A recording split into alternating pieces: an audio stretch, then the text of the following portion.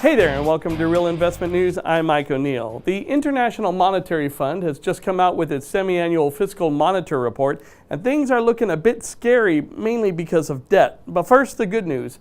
The IMF is forecasting a 3.9% expansion of the global economy in this year and next. Now, this is the strongest upswing we have seen since 2011.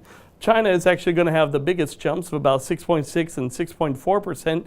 The U.S. is forecast to be a little below average at about 2.9 and then 2.7%. But as I said, there is always the debt. Public and private debt soared to $164 trillion in 2016. That's the last year that these numbers were available. That is 225% of the global gross domestic product. That's the highest percentage since 2008 when we hit 213%. And last year, the IMF warned that more than 20% of American corporations are at risk of defaults once those interest rates starting to rise, and which is happening right now. That could add up to nearly $4 trillion in defaults.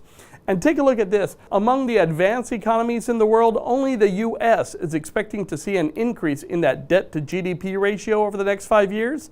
The solution proposed by the IMF: stop using lower taxes and higher public spending to stimulate growth, which, says the IMF, is already climbing at a healthy rate. So, essentially exactly the opposite of what we are doing now. As you can imagine, the Trump administration feels that the stimulus is going to pay for itself. We will see. But that's it for now. Thank you so very much for watching. Please remember to follow us on Facebook, Twitter, YouTube. Check out our past reports on realinvestmentnews.com. I'm Mike O'Neill. We'll see you again in a couple of hours.